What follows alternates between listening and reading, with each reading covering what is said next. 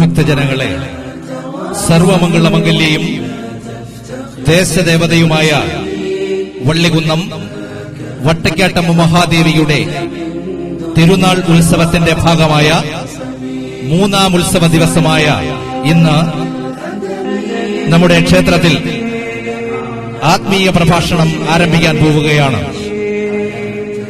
ഇതിന്റെ ഔപചാരികമായ ഉദ്ഘാടനം ക്ഷേത്ര മേൽശാന്തി ബഹുമാന്യനായ സുരേഷ് പോറ്റി അവറുകൾ ഭദ്രദീപം കൊളുത്തി ഉദ്ഘാടനം ചെയ്യുന്നതാണ്. ഈ ആത്മീയ പ്രഭാഷണം ശ്രവിക്കുവാൻ ഈ നാട്ടിലെ മുഴുവൻ ഭക്തജനങ്ങളെയും വട്ടക്കാട്ടമ്മ മഹാദേവിയുടെ തിരുസന്നിധിയിലേക്ക് ഹാർദവമായി സ്വാഗതം ചെയ്യുന്നു, ക്ഷണിക്കുന്നു. ആത്മീയ പ്രഭാഷണം ആരംഭിക്കുകയാണ്. ഇതിന്റെ ഔപചാരികമായ ഉദ്ഘാടന കർമ്മം ക്ഷേത്ര മേൽശാന്തി ബഹുമാന്യനായ ശ്രീ സുരേഷ് പോറ്റി അവറുകൾ ഭദ്രദീപം കൊളുത്തി ഉദ്ഘാടനം ചെയ്യുന്നു. നമ്മുടെ ക്ഷേത്രത്തിന്റെ തിരുമുറ്റത്ത് ആദ്യമായിട്ടാണ് ഇത്തരത്തിൽ ഒരു ആധ്യാത്മിക പ്രഭാഷണത്തിന്റെ ഒരു പുതിയ രൂപം ഇവിടെ അരങ്ങേറുന്നത്. തീർച്ചയായിട്ടും ഇത്തരത്തിൽ ഇങ്ങനെയൊരു ആധ്യാത്മിക പ്രഭാഷണത്തിന്റെ മറ്റൊരു തലത്തിലേക്ക് മനുഷ്യനും മതങ്ങളും എന്നുള്ള വിഷയത്തെ ആസ്പദമാക്കി ഇന്ന് വളരെയേറെ കലുഷിതമായി കൊണ്ടിരിക്കുന്ന നമ്മുടെ സമൂഹത്തിൽ മതവും മനുഷ്യനും എങ്ങനെയാണ് പൊരുത്തപ്പെട്ട് പോകേണ്ടത് എന്നുള്ളതിനെപ്പറ്റി, അതിന് ആധ്യാത്മികമായ അതിന്റെ ശോഭ എത്രത്തോളമുണ്ട് ഓരോ മതങ്ങൾക്കും എന്നുള്ളതിനെപ്പറ്റി ആധികാരികമായിട്ടുള്ള പഠനവിധേയമാക്കേണ്ട അതിന്റെ സാഹചര്യം അടുത്തുകൂടിയിരിക്കുന്ന കാലഘട്ടമാണ്. തീർച്ചയായിട്ടും വട്ടക്കാട് ദേവിയുടെ തിരുമുറ്റത്ത് തീർച്ചയായിട്ടും ഈ പ്രദേശം എന്ന് പറയുമ്പോൾ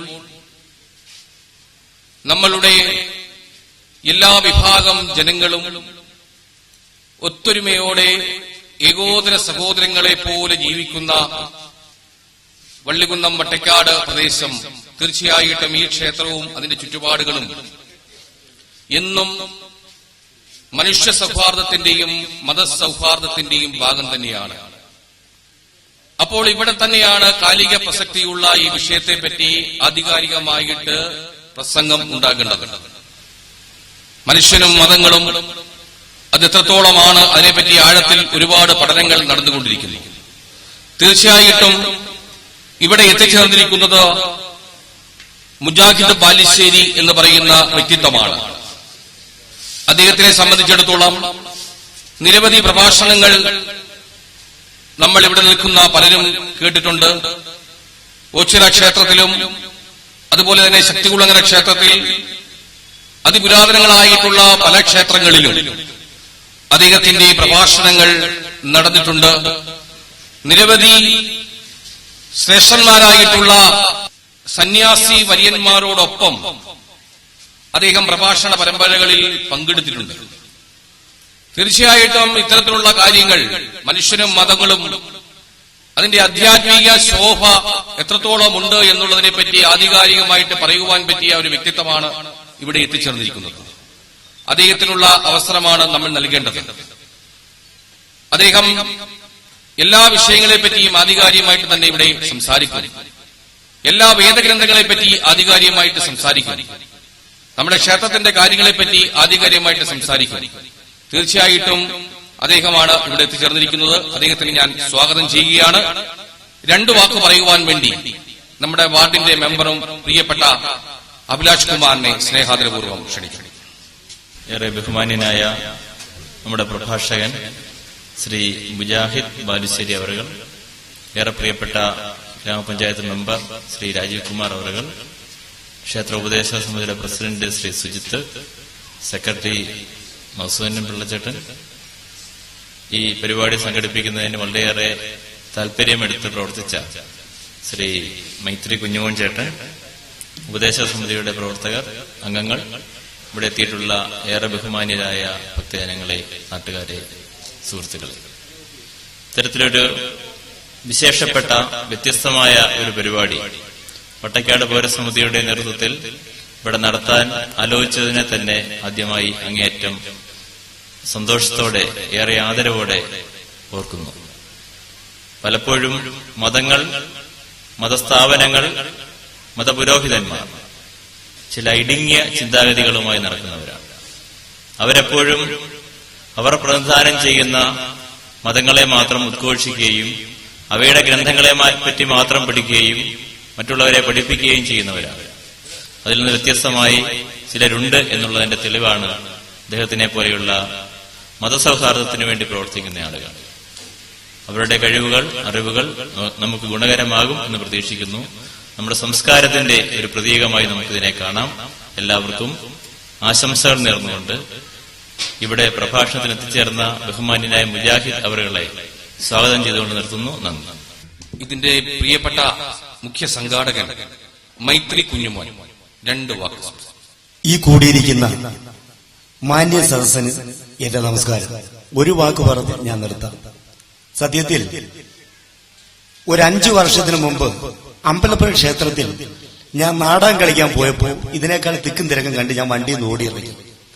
അങ്ങനെ ഒരു പ്രഭാഷണം എന്റെ മനസ്സിൽ ഞാൻ കേട്ടു. അപ്പൊ എന്റെ ജീവിതത്തിൽ ഒരു ആഗ്രഹമായിരുന്നു നമ്മുടെ ക്ഷേത്രത്തിൽ ഇത് സംഘടിപ്പിക്കണം. അപ്പൊ കൂടുതൽ സംസാരിക്കുന്നില്ല. നമ്മുടെ സമൂഹത്ത് ഇന്നത്തെ വിഷയം പ്രശ്നങ്ങൾ മനുഷ്യനും മതവും തമ്മിലാണ്. അതിനെക്കുറിച്ച് നമുക്ക് ആധികാരികമായിട്ട് അദ്ദേഹം സംസാരിക്കും. ഞാൻ എന്റെ വാക്കുകൾ ചുരുക്കുന്നു. നമ്മുടെ പ്രഭാഷണത്തിലേക്ക് കടക്കുകയാണ്.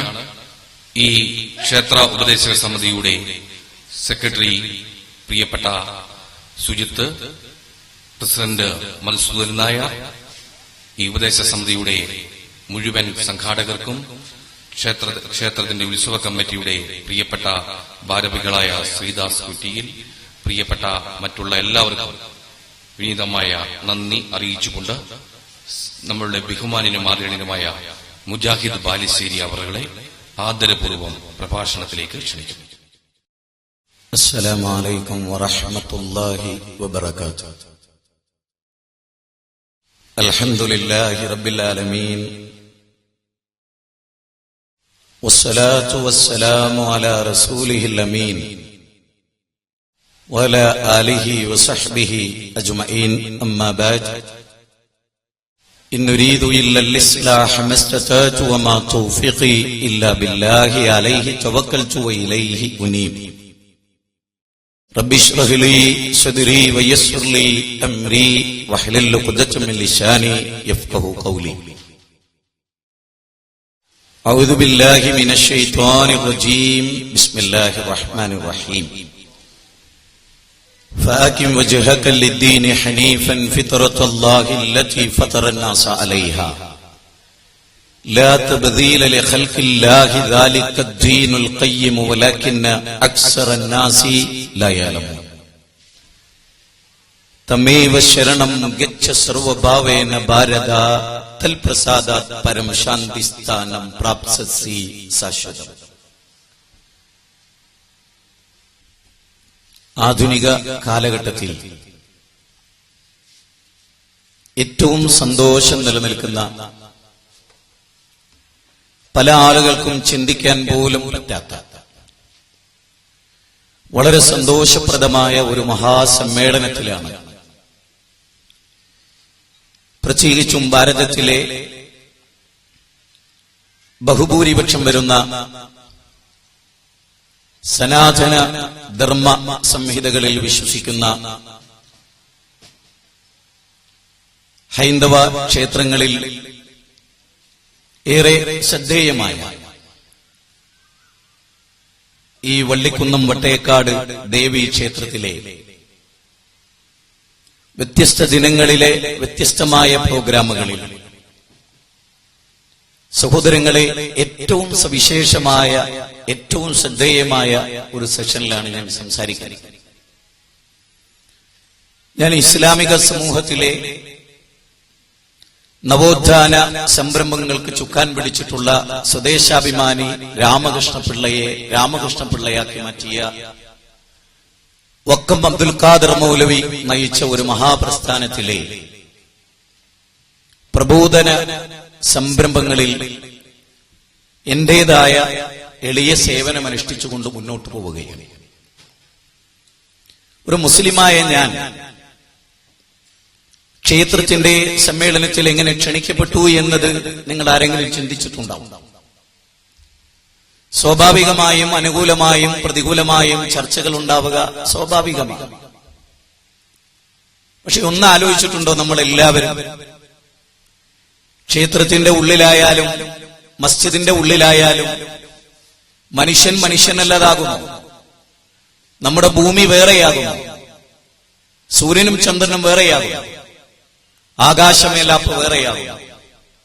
ഹൈന്ദവർക്കൊരു പ്രത്യേക ഭൂമിയും ഹൈന്ദവർക്കൊരു പ്രത്യേക സൂര്യനും ഹൈന്ദവർക്കൊരു പ്രത്യേക ചന്ദ്രനും ഉണ്ടോ?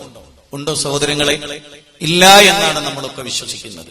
അതെ, ഇവിടെ വളരെ ശ്രദ്ധേയമായ ചില കാര്യങ്ങൾ വളരെ സവിസ്തരമായി ചിന്തിച്ചുകൊണ്ട് പഠിച്ച് മനസ്സിലാക്കേണ്ടതുണ്ട്. നമ്മളെല്ലാവരും അവകാശവാദങ്ങൾ, നേരത്തെ ബഹുമാനനായ പഞ്ചായത്തിന്റെ ഉത്തരവാദിത്തപ്പെട്ട വ്യക്തി ആശംസ നേർന്ന് സൂചിപ്പിച്ച പോലെ എന്റേത് ശരിയാകുന്നു, നിങ്ങളുടേതൊക്കെ തെറ്റാകുന്നു എന്ന് പറയുന്ന ഒരുപാട് ആളുകളെ കാണാം. അതിനപ്പുറത്തുള്ള ചില കാര്യങ്ങളാണ് കുറെ കൂടെ മുന്നോട്ടു പോയി ചിന്തിക്കേണ്ട, നമ്മൾ ചിന്തിച്ചിട്ടില്ലാത്ത, എന്നാൽ ഞാൻ പറയുമ്പോൾ നിങ്ങൾക്കൊക്കെ ഒരേപോലെ ചിന്തിക്കാൻ കഴിയുന്ന, ശരിയല്ലേ, അദ്ദേഹം പറയുന്നത് ശരിയല്ലേ എന്ന് നിങ്ങൾക്ക് തോന്നുന്ന കുറച്ച് കാര്യങ്ങൾ ഇവിടെ പറയുകയാണ്. ആദ്യമായി നമ്മളൊരു കാര്യം മനസ്സിലാക്കണം. നമുക്ക് പലർക്കും അറിവില്ല എന്നത് നാം ഉൾക്കൊള്ളേണ്ടതാണ്. അറിവിൽ വെച്ച് അറിവിന്റെ പാതി അറിയാത്തത് അറിയില്ല എന്ന് പറയില്ല. നമുക്ക് അറിയാത്ത ഒരുപാട് കാര്യങ്ങളുണ്ട്. ശ്രീമദ് ഭഗവത്ഗീത എത്ര അധ്യായമുണ്ട് എന്ന് ചോദിച്ചാൽ പെട്ടെന്ന് പറയുക ഒരുപക്ഷെ ഹൈന്ദവന് പോലും അസാധ്യമായില്ല. ഖുർആനിൽ എത്ര അധ്യായമുണ്ട് എന്ന് ചോദിച്ചാൽ മുസ്ലിമിനോട് ചോദിച്ചാലോ അവൻ അറിഞ്ഞുകൊള്ളണമെന്നില്ല. കാരണം അതിനപ്പുറത്തായിരുന്നു നമ്മുടെ ചിന്തകളും പഠനങ്ങളും ഒക്കെ. ജനിച്ചു വീണു, ആ വീണ കുടുംബത്തിൽ ഭഗവതി ക്ഷേത്രത്തിൽ പോകുന്ന അമ്മയാണെങ്കിൽ അമ്മയുടെ കൂടെ കയ്യും പിടിച്ചാണ് ഉണ്ണിക്കണ്ണൻ പോയത്. അതുകൊണ്ട് തന്നെ അമ്മ കാണിക്കുന്ന ആരാധനകളാണ് അവൻ കണ്ടത്. അച്ഛന്റെ കൂടെ പോയിട്ടാണ് അവൻ തൊഴുതത്. അതുകൊണ്ട് അവന് ഇഷ്ടപ്പെട്ട ദേവതയുടെ മുമ്പിലാണ് അവൻ പ്രാർത്ഥിച്ചത്. അതിലപ്പുറത്തൊന്നും അവൻ അറിയില്ല. ഋഗ്വേദവും സാമവേദവും അഥർവവേദവും യജുർവേദവും പഠിപ്പിച്ചിട്ടാണോ അവൻ അത് ചെയ്തത്? ഉണ്ണിക്കണ്ണൻ അത് അറിയില്ല. സത്യമാണ്. ഉണ്ണിക്കണ്ണൻ എന്ന് പറഞ്ഞാൽ ഞാൻ ഉദ്ദേശിക്കുന്നത് ശ്രീകൃഷ്ണനെയല്ല, ശ്രീരാമനെയുമല്ല, മറിച്ച് ഏതൊരു ഹിന്ദു മതത്തിന്റെ പ്രതിനിധിയും എന്നേ ഞാൻ അതുകൊണ്ട് ഉദ്ദേശിച്ചിട്ടുള്ളൂ. ഭാസ്കരൻ ജനിച്ചു വീണ വീട്, എടവക, ആ നാട്, അവിടുത്തെ ഏറ്റവും വലിയ ക്ഷേത്രം, അവിടെ നടക്കുന്ന ആചാരങ്ങൾ, അതേ അയാൾ ചിന്തിച്ചിട്ടുള്ളൂ. അയാളെ കുറ്റം പറഞ്ഞിട്ട് കാര്യമില്ല. അയാൾ മാത്രമല്ല, ബഷീർ എന്ന് പറയുന്ന അബ്ദുൽ ഖാദർ ഹാജിയുടെ മകൻ ജനിച്ചതും ഒരു പള്ളിയുടെ സമീപത്താണ്. അവിടുത്തെ ഉസ്താദ്, അവിടുത്തെ ആചാരം, അവിടെ ഉമ്മയും അതുപോലെ ഉപ്പയും എന്താണോ പകർന്നു തന്നത്, ഏതൊരു പള്ളിയിലേക്കാണോ കൊണ്ടുപോയത്, അവിടെ എന്താ നടക്കുന്നത്, അതേ അവൻ അറിഞ്ഞുള്ളൂ. ഖുർആനിൽ ഇതുണ്ടോ? അവൻ അറിഞ്ഞിട്ടില്ല. ഖുർആനിൽ ഇതില്ലേ? അതും അവൻ അറിഞ്ഞിട്ടില്ല. അച്ഛന്റെ ഇടവകയിലെ പള്ളിയിൽ കുരിശു വരക്കാനാണ് ജോർജിന് വിധിയുണ്ടായത്. ബൈബിളിൽ അതുണ്ടോ? പരിശോധിച്ചിട്ടില്ല. ഓൾഡ് ടെസ്റ്റ്മെന്റിലും ന്യൂ ടെസ്റ്റ്മെന്റിൽ അതുണ്ടോ? പരിശോധിച്ചിട്ടില്ല. 108 സുപ്രധാനമായ ഉപനിഷത്തുക്കൾ എന്തു പറയുന്നു? വേദത്തിന്റെ അന്ത്യഭാഗം അല്ലേ, വേദാന്തത്തെ കുറിച്ചുള്ള ചർച്ചകളിലാണ് നമ്മളുള്ളത്. മനുഷ്യനും മതങ്ങളും എന്ന വിഷയമാണ് നമ്മുടെ ടോപ്പിക്. ഇത് സംസാരിക്കുമ്പോൾ ആധികാരികമായി ഞാൻ നിങ്ങളോട് സംസാരിക്കുമ്പോൾ നിങ്ങൾ അത് ചെവി കൊടുത്തേ പറ്റൂ. ഞാൻ സംസാരിക്കുന്നു എന്നുള്ളതല്ല, എനിക്ക് എന്ത് പ്രസക്തി?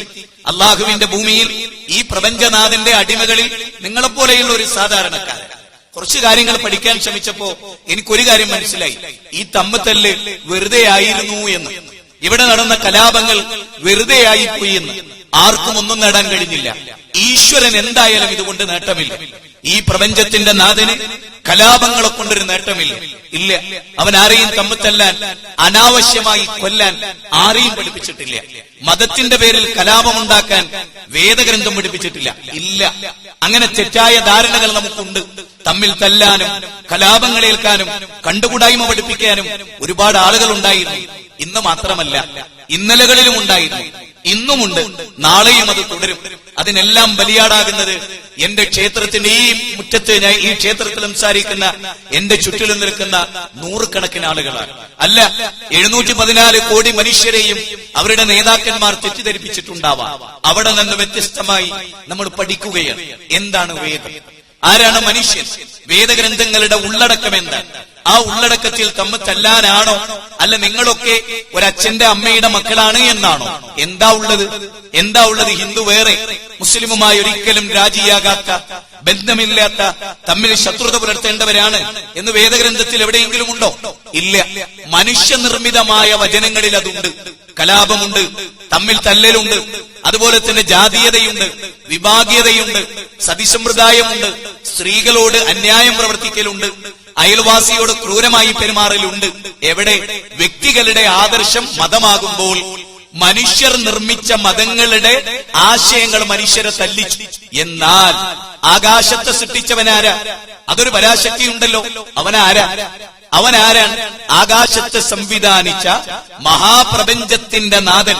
അവനാണ് സൂര്യനെ സംവിധാനിച്ചത്, അവനാണ് ആൽമരത്തെ സംവിധാനിച്ചത്, അവനാണ് തുളസിച്ചെടിയെ സംവിധാനിച്ചത്, അവനാണ് നാഗത്തെ സംവിധാനിച്ചത്, അവനാണ് ചക്ഷുശ്രവണെ സൃഷ്ടിച്ചു വെച്ചത്, അവനാണ് ദർദുരത്തെയും സൃഷ്ടിച്ചത്, അവനാണ്. അതുകൊണ്ട് തന്നെ ലോകത്തിനെ മുഴുവനും സൃഷ്ടിച്ച് സംരക്ഷിച്ച് അതിനെ നിയന്ത്രിക്കുന്ന, അതിനെ സംഹരിക്കുന്ന ഒരു സർവാധിനാഥൻ അവനാരാണ്? 714 കോടി മനുഷ്യരെയും സൃഷ്ടിച്ച ആ സർവശക്തനാര്? മുസ്ലിമിന് വേറെ ദൈവങ്ങളുണ്ടോ? ഹിന്ദുവിന് വേറെ ദൈവമുണ്ടോ? ഉണ്ടോ? ക്രിസ്ത്യാനിക്ക് വേറെയുണ്ടോ? ഇല്ല എന്നാണ് ഇവിടെ പറയുന്നത്. ഉണ്ട് എന്ന് പറയാനല്ല ഞാൻ ഇവിടെ കയറി നിൽക്കുന്നത്, ഇല്ല എന്ന് പറയാനാണ്. പിന്നെ ആരാണ് ഈ ലോകത്തെ മുഴുവനും സൃഷ്ടിച്ച ഒരേ ഒരു ശക്തി? പോസിറ്റീവും നെഗറ്റീവും ഇലക്ട്രോണും പ്രോട്ടോണും കോസാറുകളും പൾസാറുകളും ഇതെല്ലാം സൃഷ്ടിച്ചത് ആരെന്ന് ചോദിച്ചാൽ, അറിയാൽ കുരുവിലെ വെളുത്ത കുരുവിനെ സംവിധാനിച്ചതും കടുകുമണിയെ സംവിധാനിച്ചതും ഉലുവയെ സൃഷ്ടിച്ചതുമൊക്കെ ആരെന്ന ചോദ്യത്തിന് ഒറ്റ മറുപടി: ദീദീവികൻ, വിരാട് പുരുഷൻ, ഹിരണ്യഗർഭൻ, ഇതുവാൻ. അതെ, അല്ലാഹു അൽ ഇലാഹ്, ലോകത്തിന്റെ യഹോവ, സർവശക്തൻ, പ്രപഞ്ചത്തിന്റെ നാഥൻ, ഉടയതമ്പുരാൻ, അല്ലേ? ആ പടച്ച തമ്പുരാൻ, പ്രപഞ്ചത്തിന്റെ നാഥൻ, അധീശാധികാരി. അവൻ വല്ലതും നമ്മളോട് പറയുന്നുണ്ടോ? ഉണ്ടോ? ഈശ്വരന്റെ വാക്കുകൾ, വ്യക്തികളുടെ വാക്കുകളല്ല. അപ്പൊ നിങ്ങൾക്കറിയാം, ഹൈന്ദവ വേദങ്ങളെ രണ്ടായി പകച്ചിട്ടുണ്ട്. എന്താ അത്? ശ്രുതി, സ്മൃതി എന്നാണ്. എന്താണ് ശ്രുതി? ശ്രുതികളെന്നും സ്മൃതികളെന്നും വേദപഠനങ്ങളെയും രണ്ടായി, അല്ലേ? നിങ്ങൾക്കറിയാം, 18 അധ്യായമുള്ള ഭഗവത്ഗീത പോലും 3 കാണ്ഡങ്ങളായി, അല്ലെ? ഉപാസനാകാന്ഡം, കർമ്മകാന്ഡം, എല്ലാവർക്കും അറിയാം. വിജ്ഞാനകാന്ഡം, 3 കാണ്ഡങ്ങളായി തിരിച്ചു. എന്തിനാ? പഠന മനന ഗവേഷണ ചിന്തകൾക്ക് വേണ്ടി അതിന് പണ്ഡിതന്മാർ അങ്ങനെയൊക്കെ വിശദീകരിച്ചു തന്നു. ദെൻ വളരെ പ്രധാനമായ ഒരു ചോദ്യത്തിൽ നിന്ന് ആരംഭിക്കാം നമുക്ക്. സാധാരണയായി ഇവിടെ പൗരസമിതി സംഘടിപ്പിച്ചിട്ടുള്ള, ക്ഷേത്രവുമായി ഐക്യപ്പെട്ട് സംഘടിപ്പിക്കുന്ന നല്ല മനസ്സിന്റെ ഉടമകളുടെ ഒരു കൂട്ടായ്മയും ഒരു ആധ്യാത്മിക പ്രഭാഷണവുമാണിത്. നിങ്ങൾക്കൊരാൾക്കും ഇത് മനസ്സിലാകാതെ പോകില്ല, ഉറപ്പാണ്. എനിക്ക് ഉറപ്പുണ്ട്. ഞാൻ പറയുന്ന ഏതെങ്കിലും ഒരു കാര്യം നിങ്ങൾക്ക് മനസ്സിലാകാതെ പോയാൽ നിങ്ങൾ ചോദിക്കണം, ചോദിച്ചു പഠിക്കണം. നമുക്കറിയാത്ത ഒരുപാട് കാര്യങ്ങളുണ്ട്. ആത്മാവ് ആശ്ചര്യമത് വദ്യതദീ തദൈവ ജന്യ, ആശ്ചര്യമോ വന്യശ്രണോദീ മൃതായ. ആത്മാവെന്ന് പറയുന്നത് അത്ഭുതകരമായ ഒരു പ്രതിഭാസമാണ്. ഭഗവത്ഗീതയിലാണ് പറയുന്നത്, ഗീതയാണ് പറയുന്നത്. ഇതേ കാര്യം അള്ളാഹുവിന്റെ ഗ്രന്ഥം വിശുദ്ധ ഖുർആൻ, മാനവരാശിയുടെ വഴികാട്ടിയായ ഗ്രന്ഥം, അതിലും പറയുന്നു. യസ്അലൂനക അനിർ റൂഹ്, ആത്മാവിനെ കുറിച്ച് അവർ നിന്നോട് ചോദിക്കുന്നു. പറയുക, ആത്മാവിനെ കുറിച്ചുള്ള അറിവ് ദൈവത്തിങ്കലാകുന്നു. വമാ ഊതീതു മിനൽ ഇൽമി ഇല്ലാ ഖലീല. ഖുർആനിലെ 17-ാം അധ്യായം 85-ാമത്തെ വചനം. മനുഷ്യർക്ക് വളരെ കുറഞ്ഞ അറിവേ നൽകിയിട്ടുള്ളൂ. മനുഷ്യൻ എന്ന പദത്തിന്റെ അർത്ഥം മനന സ്വഭാവമുള്ളവൻ എന്നാണ്. മനന സ്വഭാവം, ഗവേഷണ തൽപരത. നമ്മുടെ മനസ്സിൽ എപ്പോഴുള്ള എന്താണ്? ആരാണ് ഈ വിസ്മയകരമായ പ്രപഞ്ചത്തെ സംവിധാനിച്ചതാരാ? അത് ചിന്തിച്ചാൽ അവൻ കുറ്റക്കാരനാകുമോ? ആരാണ് മനുഷ്യവാസം ഉണ്ടാകുന്നതിന് മുമ്പ്? നല്ലൊരു ചിന്തയാണ് പറയുന്നത്. ക്രിസ്തുമതമില്ല, ഹിന്ദുമതമില്ല, സനാതന ധർമ്മമില്ല, കൃഷീശ്വരന്മാരില്ല, ശ്രുതികളില്ല, സ്മൃതികളില്ല, ആരണ്യകങ്ങളില്ല, 18 പുരാണങ്ങളില്ല, ഇല്ല, മഹാഭാരതമില്ല, രാമായണമില്ല, ഒന്നുമില്ല. 108 സുപ്രധാനമായ ഉപനിഷത്തുക്കളില്ല, ഋഗ്വേദ, സാമവേദ, അഥർവവേദ ആദികളില്ല, ഇല്ല. അതൊന്നുമില്ലാത്ത കാലം. എവിടെ? സിനഗോഗിലുകളില്ല, പള്ളി മുനാരങ്ങളില്ല, ആരാധനാ കേന്ദ്രങ്ങളില്ല, മനുഷ്യർ പോലുമില്ല. അങ്ങനെ ഒരു കാലം കഴിഞ്ഞു പോയിട്ടില്ലേ? ഇല്ലേ? കുറെ പിറകോട്ട് പോയാൽ അച്ഛന്റെ അപ്പുറത്ത്, അതിന്റെ അപ്പുറത്ത്, അതിന്റെ അപ്പുറത്ത് ആദിയുടെ ഒരു തുടക്കം, മനുഷ്യന്റെ തുടക്കം, ആദാമിന്റെ തുടക്കം, ശിവപാർവതി സങ്കല്പം, അങ്ങനെയൊക്കെയല്ലേ? അങ്ങനെയൊക്കെ നോക്കുമ്പോ ആദ്യത്തെ മനുഷ്യനിൽ നിന്ന്, ആദാമിൽ നിന്ന്, ഹവ്വായിൽ നിന്ന് ലോകത്ത് മനുഷ്യവാസമുണ്ടായി. എത്ര സുന്ദരമാണ്! ആ മനുഷ്യ മക്കൾ ആരാ? ഒരു ദൈവത്തിന്റെ അടിമകൾ. അവന്റെ വായു ശ്വസിച്ച്, അവന്റെ വെള്ളം കുടിച്ച്, അവന്റെ ഭൂമിയിലേക്ക് വന്ന് ഇവിടുത്തെ ഉൽപ്പന്നങ്ങൾ ആസ്വദിച്ച്, ഇവിടുത്തെ ഭക്ഷ്യപദാർത്ഥങ്ങൾ കഴിച്ച് ദൈവത്തിന്റെ ഭൂമിയിലേക്ക് മനുഷ്യർ വരികയായിരുന്നു. അപ്പൊ ഒരു കാര്യം ബുദ്ധിയുള്ളവർക്കൊക്കെ മനസ്സിലായി, ചിന്തിക്കുന്നവർക്കൊക്കെ മനസ്സിലായി. അതെന്താണത്? ശ്രുമേ പരം വജ. അർജുന, ഞാൻ പറയുന്ന കാര്യം നീ ശ്രദ്ധിച്ചു കേൾക്കണം, ശ്രദ്ധിച്ച് കേട്ടു പഠിക്കണം. അല്ലാതെ ചാടിക്കളിക്കരുത്, കോപമുണ്ടാകരുത്, വളരെ ശാന്തമായി കേൾക്കുക. ലക്ഷ്മണനോട് ശ്രീരാമൻ പറഞ്ഞതും അത് തന്നെയാണ്. ദശരഥ മഹാരാജാവ് ശ്രീരാമനോട് കാട്ടിൽ പോകാൻ പറഞ്ഞു. 14 വർഷത്തെ വനവാസം. അറിയാത്തവരുണ്ടോ ഈ സദസ്സിൽ, സ്റ്റേജിൽ? ഇല്ല. 14 വർഷത്തെ വനവാസം ഇല്ലേ? ആർക്കാ ദേഷ്യം വന്നത്? ലക്ഷ്മണനാണ്. എന്തേ ദേഷ്യം വരാനുള്ള കാരണം? രാമനോടുള്ള സ്നേഹം അസ്ഥാനത്തായാൽ വലിയ കുഴപ്പമാണ്. ഒരു രാജ്യത്തോട് അപാരമായ സ്നേഹം, അത് മറ്റുള്ളവരെ വെറുക്കാൻ കാരണമായാൽ ആ സ്നേഹം ശരിയല്ല, അത് തെറ്റാണ്, അല്ലേ? സൗദി അറേബ്യയോട് എന്റെ സ്നേഹം ഇന്ത്യയെ വെറുക്കാൻ എന്നെ പ്രേരിപ്പിക്കുന്നുവെങ്കിൽ ഞാൻ രാജ്യദ്രോഹിയാണ്, ഞാൻ ഇവിടെ ജീവിക്കാൻ പറ്റാത്തവനാണ്. എന്താ കാരണം? ശ്രീരാമന്റെ ചരിത്രം അതാണ്. ശ്രീരാമനോട് അമിതമായ സ്നേഹം ലക്ഷ്മണന് രാമൻ അംഗീകരിച്ചില്ല, ശ്രീരാമൻ അംഗീകരിച്ചില്ല. കാരണം രാമനെ എന്ന് പറയുന്ന കഥാപാത്രത്തെ എങ്ങനെയാ പഠിച്ചത്? അത് വളരെ ഗൗരവമായി ചിന്തിക്കേണ്ടതാണ്. നിങ്ങൾക്കറിയാം, വിദ്യാവാചസ്പതി വി പനോളി വാൽമീകിയുടെ രാമൻ എന്ന വിഖ്യാതമായ ഗ്രന്ഥം എത്രയോ ഞാൻ വായിച്ചിട്ടുണ്ട്, രാത്രികളിൽ വായിച്ചിട്ടുണ്ട്, പഠിക്കാൻ ശ്രമിച്ചിട്ടുണ്ട്. അവിടെയാണ് ഞാൻ പറയുന്നത്, ചിത്രകൂടത്തിൽ രാമനോട് ലക്ഷ്മണൻ പറഞ്ഞു, കാമവിവശനായ എന്റെ അച്ഛൻ നിന്നോട് കാട്ടുപോകാൻ പറഞ്ഞുവല്ലേ, ആഹാ എന്റെ അച്ഛനെ ഞാൻ കൊല്ലും എന്ന് ലക്ഷ്മണനാ പറയുന്നത്. അച്ഛനെ കൊല്ലും. അതിന് അദ്ദേഹം പറഞ്ഞത്, എന്റെ അരയിൽ തൂക്കിയ വാട് അലങ്കാരത്തിനുള്ളതല്ല, എന്റെ ആവനാഴിയിലെ അമ്പ് വാർദ്ധക്യം കൊണ്ട് കുത്തിപ്പിടിക്കാനുള്ളതല്ല. കാമവിവശനായ എന്റെ അച്ഛൻ നിന്നോട് കാട്ടുപോകാൻ പറഞ്ഞുവല്ലേ, കാമവിവശനായ എന്റെ അച്ഛൻ നിന്നോട് കാട്ടിൽ പോകാൻ പറഞ്ഞുവല്ലേ എന്ന് ചോദിക്കുകയാണ്. അപ്പൊ ശ്രീരാമൻ ഒന്നും മിണ്ടിയില്ല. അവിവേകികളോട്, താർക്കികന്മാരോട്, കോപാകുലരോട് മിണ്ടരുത് എന്ന് നിയമം ഉണ്ടത്രേ. അതുകൊണ്ട് അവിടെ വെച്ച് മിണ്ടിയില്ല. ചിത്രകൂടത്തിൽ വന്നപ്പോ ശ്രീരാമൻ ചോദിച്ചു, വത്സാ സൗമിത്രേ കുമാര, നീ കേൾക്കണം മത്സരാദ്യം വെടിഞ്ഞെന്നുട വാക്കുകൾ. നീ ഇങ്ങനെയൊക്കെ സംസാരിച്ചില്ലേ, അത് നിന്റെ അറിവില്ലായ്മയാണ്, നിന്റെ അറിവില്ലായ്മയാണ്. അറിഞ്ഞിരുന്നുവെങ്കിൽ നീ ഇത് പറയുമായിരുന്നില്ല. കാരണം രാജാധികാരം, സിംഹാസനം, അതാണല്ലോ ലോകത്ത് വർഗീയ കലാപങ്ങളുടെയൊക്കെ കാരണം. എന്തെങ്കിലും ഒരു മഹാത്മാവിനെ അല്ലെങ്കിൽ ഏതെങ്കിലും ഒരു മതത്തെ പ്രോജ്വലിപ്പിച്ച് കാണിച്ച് അതിലേക്ക് ആളുകളെ കൂട്ടി അതിന്റെ പേരിൽ ലോകത്ത് അധികാരത്തിലേറിയ ചരിത്രമല്ലേ ഏത് കാലഘട്ടത്തിലെയും മനുഷ്യന്റെ ചരിത്രം. അവിടെയാണ് ശ്രീരാമൻ എന്ത് പറഞ്ഞത്? ശ്രീരാമൻ പറഞ്ഞത്, ലക്ഷ്മണ, അതായത് അച്ഛൻ. മനുസ്മൃതിയിൽ കാണാം, എന്താ അവിടെ പറയുന്നതെന്നറിയോ? മാതൃദേവോ ഭവ, പിതൃദേവോ ഭവ, ആചാര്യദേവോ ഭവ, അതിഥി ദേവോ ഭവ എന്നാണ്. എന്തതിനർത്ഥം? മാതാവിനെ ദൈവതുല്യം സ്നേഹിക്കണം, പിതാവിനെ ദൈവതുല്യം സ്നേഹിക്കണം, അതിഥികളെ ദൈവതുല്യം സ്നേഹിക്കണം. അതിഥികളായി ഇങ്ങോട്ടൊരു നാട്ടുകാർ വന്നാൽ ആ ആളുകളെ ദൈവതുല്യം സ്നേഹിക്കാനാണ് ഇവിടെ പഠിപ്പിച്ചത്. ആചാര്യനെ ദൈവതുല്യം. അതാണ് ശ്രീരാമൻ എന്ന് പറഞ്ഞത്. എനിക്ക് ഈ അയോധ്യയോ അച്ഛനോ എനിക്കൊരു പ്രശ്നമല്ല, എന്റെ കഴിവ് നിനക്കറിയാം. പക്ഷേ അകാരണമായി ഒന്നിനെയും കൊല്ലരുത് എന്നാ പറയുന്നത്. എന്നിട്ട് പറഞ്ഞു കൊടുക്കുകയാണെന്ത്? എന്താ പറയുന്നത്? രസകരമാണ്. പുത്രമിത്ര കളത്രാദി സംഗമം, എത്രയും ചഞ്ചലമായ സംഗമം. അച്ഛൻ, അമ്മ, കുടുംബം, തറവാട്, ഭാര്യ, മക്കൾ എന്ന് പറഞ്ഞാൽ എടാ അതൊരു ക്ഷണപ്രഭാചഞ്ചലമാണ്. മിന്നൽ പിണറിനെ പോലെ അത് അവസാനിച്ചു പോകും. അതിന്റെ പേരിലൊന്നും നമ്മൾ ആരെയും കൊല്ലരുത്, കോപാകുലരാകരുത്. അതിലൊന്നും ഒരർത്ഥവുമില്ല. അധികാരം എന്ന് പറഞ്ഞാൽ ഒരു അറ്റാക്ക് വന്നാൽ കഴിഞ്ഞു. അതിന് അദ്ദേഹം ഉപയോഗിച്ച പദം എന്തറിയോ? ഭോഗങ്ങളെല്ലാം ക്ഷണപ്രഭാചഞ്ചലം വേഗേന നഷ്ടമായി സുമോർക്ക നീ. ഭോഗങ്ങളെല്ലാം ക്ഷണപ്രഭാചഞ്ചലം. ഈ ദുനിയാവിലെ നല്ല വീട്, നല്ല വാഹനം, നല്ല സമ്പത്ത്, ഹൈവേയിലെ എസ്റ്റേറ്റുകൾ, നല്ല സൂപ്പർ മാളുകൾ, ഇതൊക്കെ എന്താണ്? ഇതൊക്കെ ക്ഷണപ്രഭാചഞ്ചലമാണ്. അതിന്റെ മുതലാളി ഒരു ആക്സിഡന്റ് പറ്റിയാൽ കഴിഞ്ഞു കഥ അല്ലേ? അത്രേ ഉള്ളൂ. ഒരു അഗ്നിക്കിരയായ കഴിഞ്ഞു, ഒരു സൈലന്റ് അറ്റാക്ക് വന്നാൽ കഴിഞ്ഞു എന്ന് പറഞ്ഞു കൊടുക്കുകയാണ് ശ്രീരാമൻ ചെയ്യുന്നത്. മനസ്സിലായോ? അല്ലാതെ അച്ഛനെ നമുക്ക് നശിപ്പിച്ച് അധികാരം പിടിച്ചെടുക്കണം എന്നല്ല പറയും. അത് മറന്നാൽ സനാതന ധർമ്മത്തിനോട് നമ്മൾ കാണിക്കുന്ന ഏറ്റവും വലിയ അനീതിയർ, അകാരണമായ ഒരു മനുഷ്യനെയും കൊല്ലാത്ത പ്രവാചകന്റെ പേരിൽ മനുഷ്യരെ കൊല്ലാൻ ശ്രമിച്ചാൽ അത് പാപമാണ്.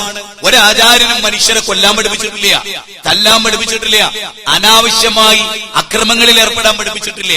അതുകൊണ്ടാണ് വേദം എന്ത് പഠിപ്പിച്ചു എന്ന് പഠിക്കാതെ വേദം പറയുന്നു എന്ന് ഒരാൾ പറയുമ്പോൾ അത് വിശ്വസിക്കാൻ നമ്മൾ നോക്ക്. LKG പഠിക്കുന്നു, UKG പഠിക്കുന്നു, +2 വരെ കുട്ടികളെ അത് പഠിപ്പിക്കാത്ത ആരെങ്കിലും ഉണ്ടോ? അമ്മമാരെ ഉണ്ടോ? ഉമ്മമാരിലുണ്ടോ? പിതാക്കന്മാരിലുണ്ടോ? വേദം എന്ന് പറഞ്ഞ ആ പദത്തിന്റെ അർത്ഥം തന്നെ എന്താ? അറിവ് എന്നാണ്, ജ്ഞാനം എന്നാണ്, വിദ്യ എന്നാണ്. എന്താ നമ്മൾ അത് ചിന്തിക്കാത്തത്?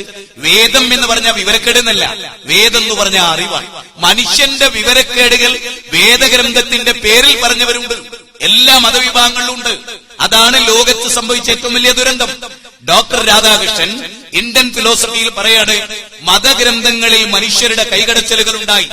എടി കൊസാംബിയുടെ ഗ്രന്ഥത്തിൽ കാണാം നിങ്ങൾക്ക്. എന്തിന്? രാഹുൽ സാങ്കൃത്യായൻ വിശ്വദർശനങ്ങൾ എന്ന ഗ്രന്ഥത്തിന്റെ 552 പേജിൽ പറയുന്നത് പുനർജന്മ സിദ്ധാന്തം പോലും ചതുർവേദത്തിൻ്റെതല്ല എന്നാണ്. പുനർജന്മ സിദ്ധാന്തം പോലും ചതുർവേദത്തിൻ്റെതല്ല, ജാതി ഭ്രാന്ത് മൂത്തവരുടെ സൃഷ്ടിയായിരുന്നു അത് എന്നാണ് രാഹുൽ സാങ്കൃത്യം പറയുന്നത്. അവിടെയാണ് ജാതീയതയുടെ പേരിൽ ഇന്നും ഇപ്പൊ നമ്മുടെ ഗുരുവായൂർ ക്ഷേത്രം എന്തൊക്കെ നടന്നു. അവിടെ ഗുരുവായൂർ ക്ഷേത്രത്തിലെ ഇലത്താളം മുട്ടുന്ന താഴ്ന്ന ജാതിക്കാരനെ പുറത്താക്കി. നിങ്ങൾ ആരെങ്കിലും അറിഞ്ഞോ? എന്തേ കാരണം? അയാൾ താഴ്ന്ന ജാതിക്കാരനായിരുന്നു എന്നുള്ളത് കൊണ്ടാണ്. അപ്പൊ മേൽജാതി കീഴ്ജാതി എന്ന വമ്പിച്ച പ്രശ്നം ലോകത്തെല്ലായിടത്തും, നെൽസൺ മണ്ടേല എല്ലാവർക്കും അറിയാലോ. അവിടങ്ങളിലെല്ലാം നമ്മൾ ഗൗരവമായ പഠനം, മതങ്ങളെക്കുറിച്ച്, ദർശനങ്ങളെക്കുറിച്ച്, സിദ്ധാന്തങ്ങളെക്കുറിച്ച് എല്ലാം ആഴമേറിയ പഠനങ്ങൾ അനിവാര്യമാണ്. അല്ലെങ്കിൽ വരും നൂറ്റാണ്ടിൽ നമ്മളൊക്കെ അകന്നുപോകും. അല്ലെങ്കിൽ നമുക്ക് ഒന്നാകാൻ കഴിയണം. എങ്ങനെ കഴിയും? ബാന്ധവ മാനവ സർവേ സ്വദേശാഭുവനത്രയം. എന്താ അതിന്റെ അർത്ഥം? ബാന്ധവ മാനവ സർവേ സ്വദേശാഭുവനത്രയം. ലോകമാണ് തറവാട്. ഉണ്ടോ? പാകിസ്ഥാനും ഇറാനും ഇറാഖും ചെച്നിയും കൊസോവയും ലബനാനും ഗാസയും ഫലസ്തീനും മനുഷ്യരുടെ തറവാടാണ്. ആദ്യ പിതാവ് എവിടുന്ന് അങ്ങോട്ട് വന്നത്, അല്ലെങ്കിൽ ഈ ഭൂമുഖത്തേക്ക് വന്നത്? സ്വർഗലോകത്ത് നിന്നാണ്. വേദഗ്രന്ഥങ്ങൾ, സെമിറ്റിക് മതങ്ങൾ ലോകത്ത് പഠിപ്പിക്കുന്ന കാതലായ വശം. ആ അച്ഛന്റെ അമ്മയുടെ മക്കൾ നമ്മുടെ തറവാട് ഒന്നാണ്. എപ്പോഴെങ്കിലും ഓർത്തിട്ടുണ്ടോ അത്? ആളുകൾക്ക് നേരെ കണ്ണിട്ട് കാണിക്കുന്നു, ആളുകളെ പരിഹസിക്കുന്നു, അപഹസിക്കുന്നു. ഇതൊന്നും മതമല്ല, ഇതൊന്നും മതമല്ല. മറിച്ച് അറിവില്ലാത്ത സമൂഹത്തിന് അറിവ് പകരൽ, വിദ്യ കൊണ്ട് അറിയേണ്ടതറിയാതെ വിദ്വാനെന്ന് നടിക്കുന്നു ചിലർ എന്ന് പൂന്താനം പറഞ്ഞില്ലേ? വിദ്യ കൊണ്ട് എന്താണോ അറിയേണ്ടത് മനുഷ്യനെ തിരിച്ചറിയുന്നില്ല. ഞാനും നിങ്ങളും മനുഷ്യരല്ലേ? ഏത് മതം അത് നമ്മുടെ സ്വാതന്ത്ര്യമാണ്. ഒരാൾക്ക് ചാർവാക ദർശനം സ്വീകരിക്കണം തോന്നി. എന്താ ചാർവാക ദർശനം? ശുദ്ധ നിരീശ്വരത്വമാണ്, ഈശ്വരനില്ല. അതാണ് നമ്മളിപ്പോ സാധാരണ മനുഷ്യൻ മതങ്ങളെ സൃഷ്ടിച്ചു അല്ലെ? മനുഷ്യനാണ് മതങ്ങളെ സൃഷ്ടിച്ചെന്ന് പറയും. അതുപോലെ തന്നെ മതങ്ങൾ ദൈവങ്ങളെ സൃഷ്ടിച്ചു. മനുഷ്യനും മതങ്ങളും ദൈവങ്ങളും ചേർന്ന് മണ്ണ് പങ്കുവെച്ചു എന്ന് നിരീശ്വര നിർമ്മിത പ്രസ്ഥാനങ്ങളുടെ വരികളാണ് ആ വരി അല്ലെ? നമ്മുടെ വിശ്വാസം എന്താ? ഈ ലോകത്തെ സൃഷ്ടിച്ചതിന്റെ പിന്നിൽ അജയ്യനായ, അനുപമനായ, അദ്വിതീയനായ, അപ്രാപ്യനായ സകല ജീവജാലങ്ങളെയും സൃഷ്ടിച്ച് കൺട്രോൾ ചെയ്യുന്ന ഒരു പരാശക്തിയുണ്ട് എന്നാണ് നമ്മുടെ വിശ്വാസം. അതാണ് മതം. മതം എന്ന് പറയുന്നത് അഭിപ്രായം എന്നതിന് അർത്ഥമുണ്ട്. കേരളത്തിൽ, ഇന്ത്യൻ സാഹചര്യത്തിൽ മതം എന്ന അഭിപ്രായം. എന്നാൽ മതം ഖണ്ഡിതമാണ്. ഒരു കാര്യം നിങ്ങൾ ഓർക്കണം, മതങ്ങൾ മനുഷ്യനിർമ്മിതവും മതം ദൈവികവുമാണ്. ദൈവങ്ങൾ മനുഷ്യനിർമ്മിതവും ദൈവം പ്രപഞ്ചത്തിന്റെ നാഥനുമാണ്. അതാണ് വ്യത്യാസം. ഒറ്റ ദൈവേ ഉള്ളൂ. ആ ദൈവം സൂര്യനെ സൃഷ്ടിച്ചു, ആ ദൈവം ചന്ദ്രനെ സൃഷ്ടിച്ചു. ആ ദൈവം മനുഷ്യർക്ക് ജീവിതക്രമമായി മതം എന്ന പേരിൽ ഒരാദർശത്തെയും അവതരിപ്പിച്ചിട്ടുണ്ട്. അതെവിടെ നമുക്ക് കിട്ടുക? എവിടുന്ന് നമുക്കത് കിട്ടുക? അല്ലെ? നമുക്ക് ആർക്കെങ്കിലും ഇന്ന് വാദമുണ്ടോ? സൂര്യൻ ഇന്ന മതവിഭാഗക്കാരൻ്റെതാണ്, ചന്ദ്രൻ ഇന്ന മതവിഭാഗക്കാരനാണ്. നമുക്ക് ആർക്കെങ്കിലും അഭിപ്രായം ഉണ്ടോ? ഇല്ല. ഈ ഭൂമി ഒന്നാണെങ്കിൽ സൂര്യനൊന്നാണെങ്കിൽ ചന്ദ്രനൊന്നാണെങ്കിൽ അതിനെ സൃഷ്ടിച്ച ഒരു പരാശക്തി ഉണ്ടെങ്കിൽ അവൻ നമ്മളോട് സംസാരിക്കുന്നുണ്ടെങ്കിൽ ആ സംസാരം നമുക്ക് കേട്ടൂടെ? ഒന്നുകൂടെ ഞാൻ പറയാം. ഞാൻ നേരത്തെ പറഞ്ഞല്ലോ ശ്രുതി സ്മൃതി എന്ന് പറഞ്ഞല്ലോ. എന്താണ് ശ്രുതി? ശ്രവിക്കപ്പെട്ടത് എവിടുന്ന്? ഈശ്വരനിൽ നിന്ന്, ദൈവത്തിൽ നിന്ന് ശ്രവിക്കപ്പെട്ടതിന് ശ്രുതി. അതിൽ മനുഷ്യന്റെ വചനമില്ല, ദൈവത്തിന്റെ മാത്രം വചനാണ്. എന്താണ് സ്മൃതി? ആചാര്യന്മാരുടെ ഓർമ്മകളിൽ നിന്ന് അവരെടുത്ത് നമുക്ക് നുകർന്നു തന്ന വചനാമൃതങ്ങളുടെ ആകത്തുക. ഇനി നമുക്ക് പരിശോധിക്കാം. ഇതിൽ ചതുർവേദങ്ങളെ ദൈവികം എന്നാണ് സ്വാമി വിവേകാനന്ദനെ പോലെ ഉപനിഷത്തുക്കളെയും അങ്ങനെ വിലയിരുത്തുന്നു. ഏതോ ആവട്ടെ, സ്വാമി വിവേകാനന്ദന്റെ വിവേകാനന്ദ